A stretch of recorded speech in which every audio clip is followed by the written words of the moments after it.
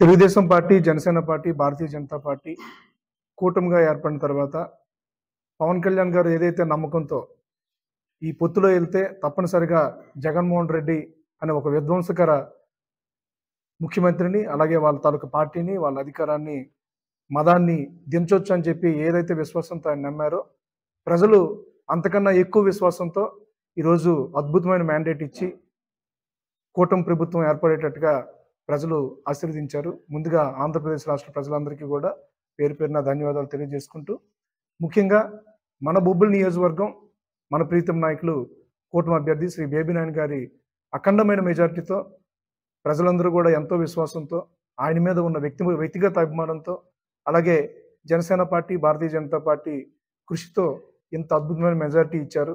బొబ్బిలి నియోజకవర్గ ప్రజలందరికీ కూడా పేరు పేరున ధన్యవాదాలు తెలియజేసుకుంటున్నాం. పవన్ కళ్యాణ్ గారు పొత్తు ప్రకటించిన దగ్గర నుంచి ఒక మాట చెప్తా వచ్చారు. వై నాట్ 175 కాదు జగన్, నీ నీ చెత్త పరిపాలనకి 151 వచ్చాయి కదా, ఆ ఒకటి తీసేస్తే 15 వస్తాయన్నారు. ప్రజలు దాన్ని చాలా సీరియస్గా తీసుకొని ఆ ఒకటికి బదులు మధ్యలో ఉన్న 5ని తీసేసి 11 ఇచ్చారు. సో ఈ మ్యాండేట్ని అర్థం చేసుకోకుండా ఈరోజు బేదేడుపులు ఏడుస్తున్నాడు జగన్మోహన్ రెడ్డి. ప్రజలు మోసం చేశారని చెప్పి ప్రజల్ని తప్పుతో పడుతున్నారు. ఇది కూటమి తరఫు నుంచి మేము నిజంగా జగన్మోహన్ రెడ్డి మీద సానుభూతి తెలియజేస్తున్నాం. ఇది వాళ్ళ పార్టీ కానీ, వాళ్ళ తాలూకు పరిపాలనకు కానీ ఇది ఒక మ్యాండేట్ అని చెప్పి అర్థం చేసుకోవాలని చెప్పి చెప్తున్నాం. జనసేన పార్టీ తరఫున నాయన్ గారి సమక్షంలో చాలాసార్లు పలు సందర్భాల్లో బొబ్బిలి నియోజకవర్గంలో ఎక్కడ మీటింగ్ జరిగినా మేము చెప్పాం. జనసేన పార్టీ ఎప్పుడు కూడా భారం కాదు, బాధ్యతతో వ్యవహరిస్తుందని చెప్పి, అదే బాధ్యతతో ఈ అద్భుతమైన అవకాశం ప్రజలు ఇచ్చారు. ఈ అవకాశాన్ని బేబీనాయుడు గారు ఇప్పుడే కొన్ని మాటలు చెప్పారు అడ్మినిస్ట్రేషన్ పరంగా.